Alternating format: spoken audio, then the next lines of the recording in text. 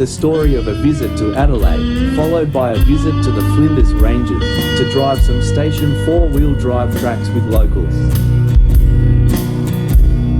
We will share our experiences with you as we travel through this part of Australia.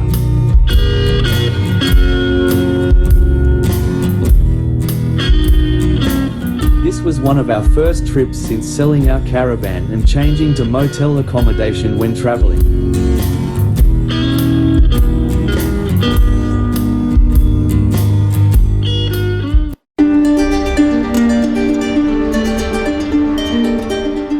With the highway fully sealed to Marree, the drive from Lyndhurst takes only about 75 minutes. When we did this drive, the highway was about half sealed, but the dirt parts were well compacted, providing a smooth ride and a drive of about 90 minutes.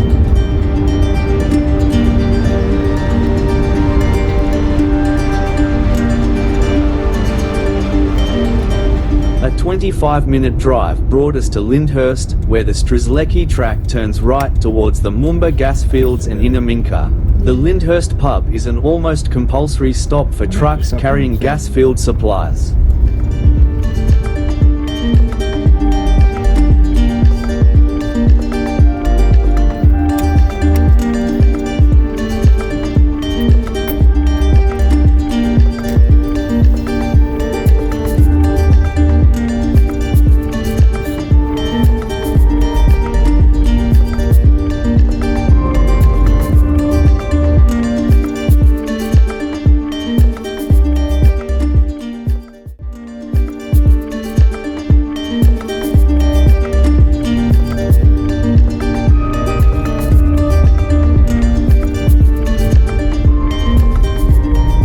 As I didn't know the condition of the unsealed sections of road, we stopped just past Lyndhurst to reduce tyre pressure, but the condition of the road rendered it unnecessary.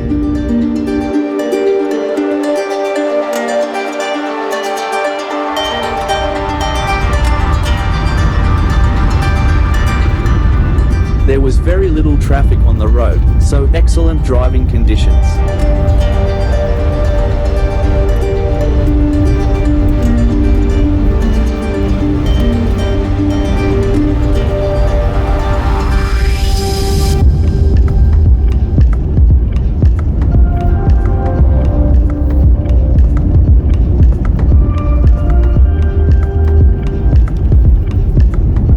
Marree is a typical country town, with a scattering of houses as you approach the town area.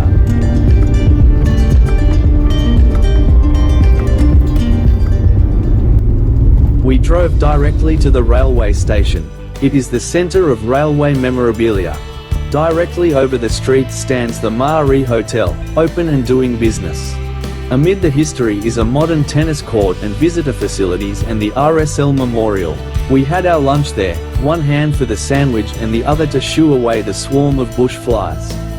Old engines and other equipment stand around, probably left where last used.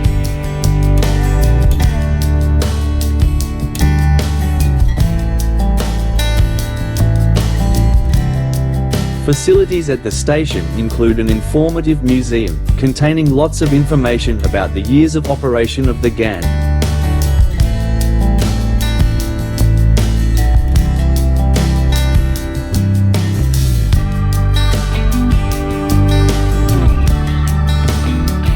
One of the Birdsville mailman's old trucks stands on a platform.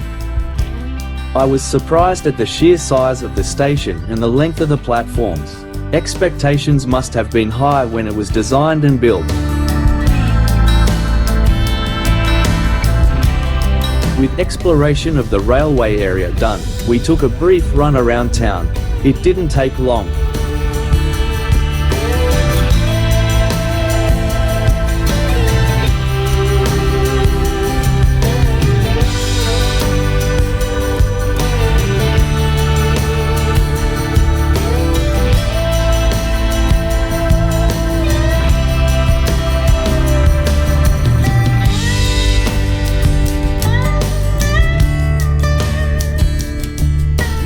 A visit is not complete without at least a drive on each of the tracks. The Udnadata track was open, if we had been able to follow our plan, but we limited ourselves to the first couple of kilometers of it.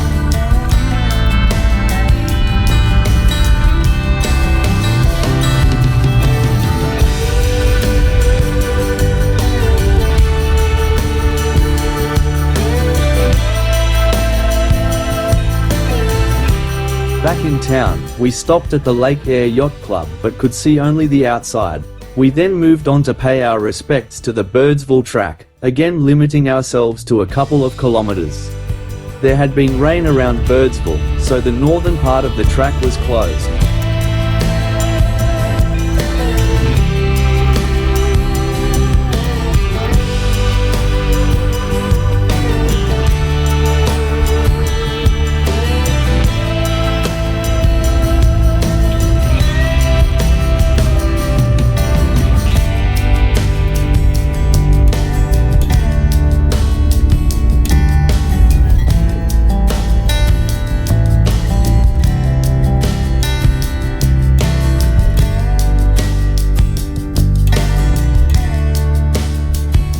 As we headed back south, we found two monuments to explorer John McDouall Stewart, one of them traditional, the other less so.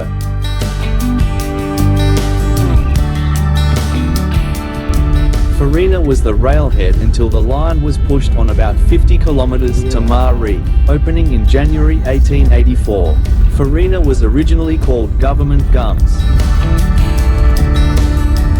A team of enthusiastic volunteers, aided by the owner of Farina Sheep Station, are slowly restoring Farina Township. On arrival, we drove through the town to look at the camping area provided by the station owners.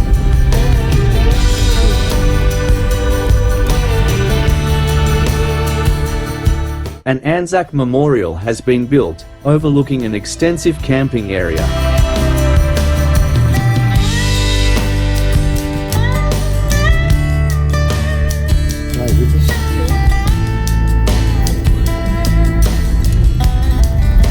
There is plenty of restoration work still to be done, but the start is promising, with the purpose of most buildings identified by signage.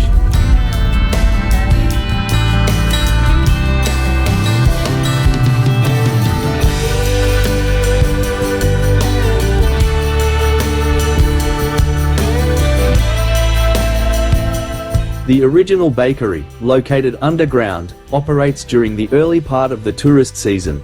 Its products have gained a good reputation.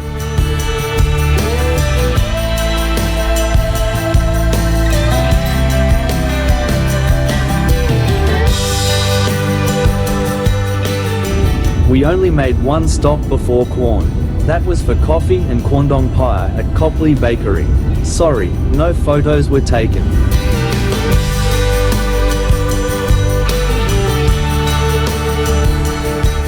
Almost constantly on our left, the Flinders Ranges guided us south.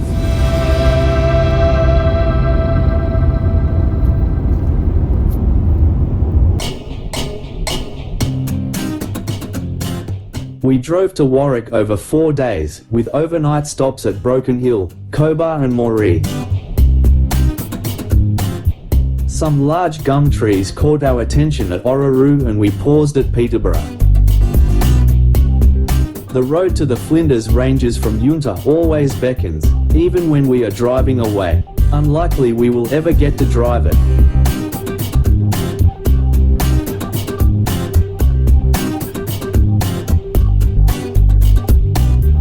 A drive to the Miners' Museum on top of the huge mullock heaps at Broken Hill provides a look at history and broad view of the surrounding area. A few kilometers east of Broken Hill, a communications centre, and further on, a new caravan park was being established. The width of the Darling River floodplains provides space for a huge amount of water. Almost to Ningen, we encountered cattle in the long paddock. Finally, our motel in Warwick, with a sombre day ahead, before heading home. In summary, an interesting trip and a varied set of experiences.